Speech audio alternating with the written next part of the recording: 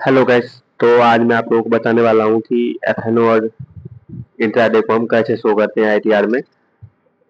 तो इसकी मैं आपको पूरी डिटेल्स में वीडियो बताने वाला हूँ आपको। तो ये जो एफएनओ होता है, ये हमारा जो जो भी इनकम और लॉसेस होती है, ये हमारा बिजनेस इनकम होता है एंड बिजनेस लॉसेस होते हैं। लॉस के केस में आप सैलरी के अलावा आप किसी भी हेड के साथ इसको सेटअप भी कर सकते हो। एफएनओ को प्रॉपर बिजनेस इनकम माना जाता है और बिजनेस लॉसेस तभी लॉस है, तो बिजनेस लॉस है आपका, और उसके साथ आप सेटअप कर सकते हो। और इस पे जो टैक्स लगती है वो स्लैब रेट लगती है। यहाँ पे आपको फाइनेंशियल ईयर सिलेक्ट करनी है, 25-26 जैसे है। यहाँ पे आपको ऑनलाइन कंटिन्यू, फिर यहाँ पे स्टार्ट न्यू फाइलिंग है, तो आपको इस पे क्लिक करनी है। यहाँ पे आपको कैटेगरी सिलेक्ट कर लेनी है। जैसे ही जो भी कैटेगरी में आप आते हो यहाँ पे सिलेक्ट कर लीजिए और यहाँ पे कंटिन्यू कर दीजिए। और यहाँ पे आईटीआर फॉर्म सिलेक्ट करना है आपको, आईटीआर 3, एंड यहाँ पे आपको प्रोसीड करना है आईटीआर 3। इसको आपको ओके कर देना है यहाँ पे। फिर यहाँ पे लेट्स गेट स्टार्टेड करनी है और यहाँ पे आप जिस भी कैटेगरी में फॉल करते हो आपको यहाँ पे सेलेक्ट कर लेनी है और यहाँ पे आपको करना है कंटिन्यू।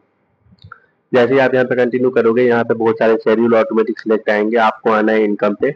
इनकम पे यदि आपका सैलरी भी है और प्रॉपर्टी भी है, तो आपको यहाँ पे सारे चीजें यहाँ पे सेलेक्ट कर लेनी है। यदि कैपिटल गेन है तो आपको यहाँ पे सेलेक्ट कर लेनी है। यदि आपका क्रिप्टो करेंसी से इनकम है तो आपको यहाँ पे सेलेक्ट कर लेनी है।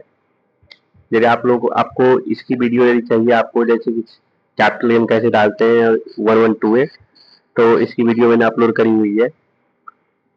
तो यहाँ पे क्या हुआ है कि यदि आप एफएनओ का इनकम फ्यूचर एंड ऑप्शन से इनकम है, तो इस केस में यहाँ पे एक न्यू कोड आई है। तो इसके लिए मैं ये वीडियो अपलोड कर रहा हूँ। नहीं तो इस जितने भी चीजें यहाँ पे और भी है, तो इसकी वीडियो अब मैंने प्रॉपर अपलोड करी हुई है, तो आप वो वीडियो देख सकते हो जाके। तो अब हम चलेंगे यहाँ पे बिजनेस इनकम पे।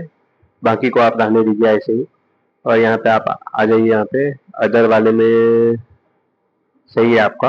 और हाँ, यदि आपने यहाँ पे शेड्यूल वीडियो यदि आपने सिलेक्ट करी है, तो आपको यहाँ पे शेड्यूल एसआईवी सिलेक्ट करना चाहिए।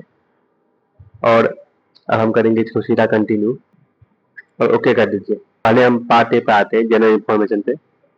यहाँ पे आना है आपको फाइलिंग स्टेटस पे, और यहाँ पे अंडर सेक्शन 139(1) का है, तो हमें यहाँ पे सिलेक्ट कर लेनी है। उसके बाद आपको यहाँ पे फॉर्म 10 आई है, जो भी फाइलिंग है आपको यहाँ पे सेलेक्ट कर लेनी है सारा। यहाँ पे आपको सेट ए पे क्लिक कर देनी है। उसके बाद आपको यहाँ पे ये देखिए 115 बीएससी में यदि आप हटना चाहते हो तो यहाँ पे आपको नो ही करना है, क्योंकि हमें नहीं हटना है। मतलब न्यू टैक्स रिजीम में फायदा है, 7 लाख तक टैक्स एग्जेंट है, इसलिए यहीं पे रहेंगे हम न्यू टैक्स रिजीम में। बाकी चीजें में आप यहाँ पे नो नो कर दीजिए। यहाँ पे भी नो ही होगा पहले नेचर ऑफ बिजनेस में। और यहाँ पे ऑडिट इन्फॉर्मेशन में आप देख लीजिए। यदि आप ऑडिट अप्लीकेबल है तो आपको करनी है यस, नहीं तो नो।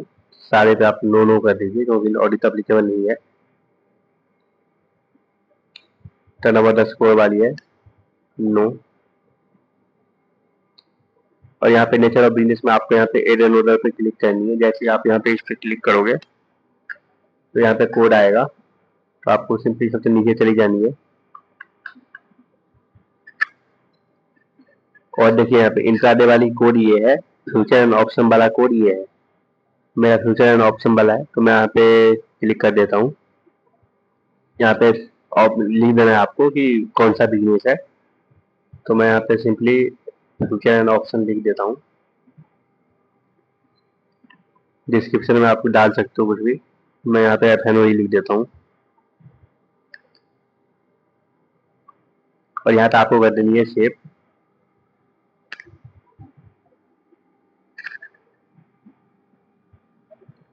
फिर आना है यहाँ पे नेचर ऑफ बिजनेस में। यहाँ पे एक कोड और मैं यहाँ पे और ऐड करूंगा, क्योंकि इंट्राडे भी है।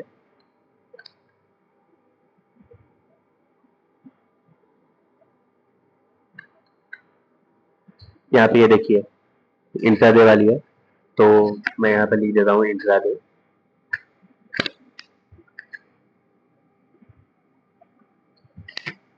इंट्राडे, और यहाँ पे मैं कर देता हूँ सेव। जब यहाँ पे आप सारी चीजें डाल दोगे तो आपको यहाँ पे कर देना है कन्फर्म। अब हमें आना है यहाँ पे पार्ट ए बैलेंस शीट में।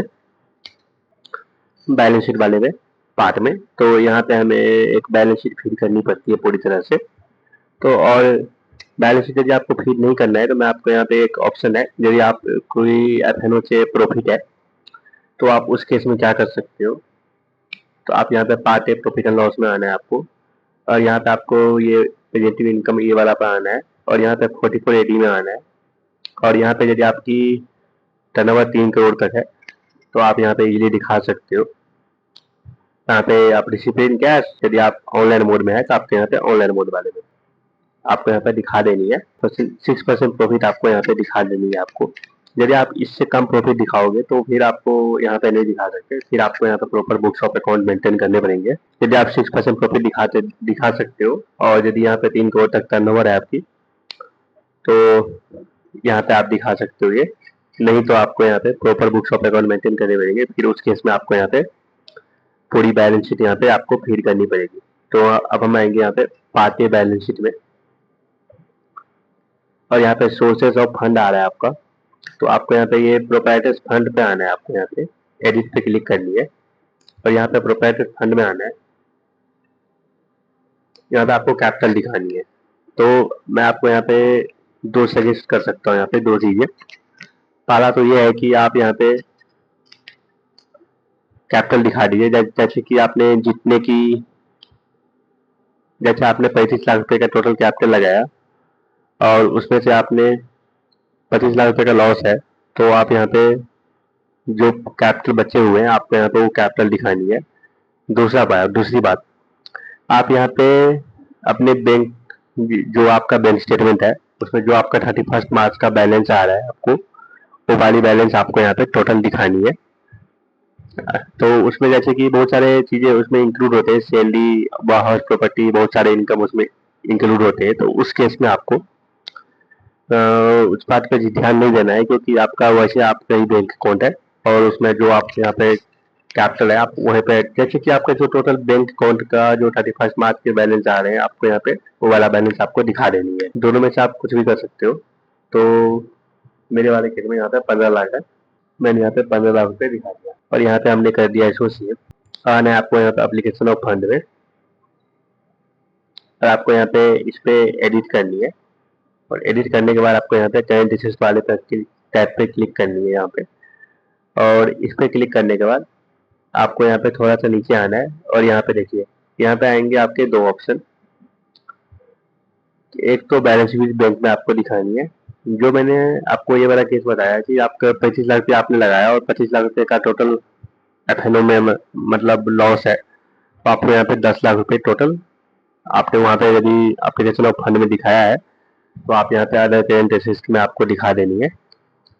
और दूसरी वाली के यदि आपने 31 मार्च का जो बैलेंस आ रहा है आपने यदि वो बैलेंस वहाँ पे दिखाया है तो आपको यहाँ पे 15 लाख रुपए, जो मैं जैसे मैंने दिखाया अभी, आपको यहाँ पे 15 लाख रुपए दिखानी है और यहाँ पे आपको कर देनी है सेव। तो ये बैलेंस शीट हमारी हो गई है। अब हम इसको कर देंगे confirm.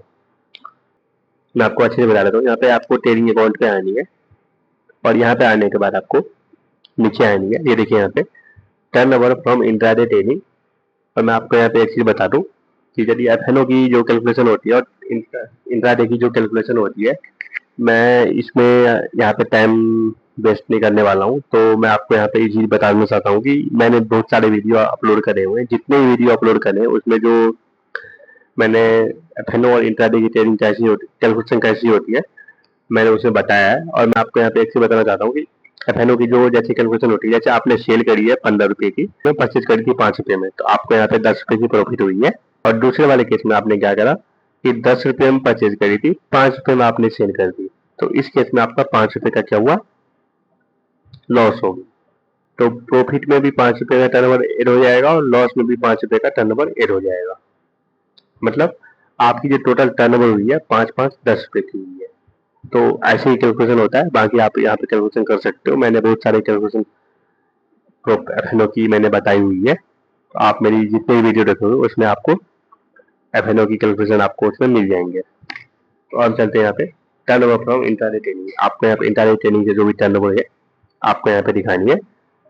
Income from intraday trading जो भी है आपको यहाँ पे दिखानी है और यहाँ पे आपको कर देनी है कन्फर्म।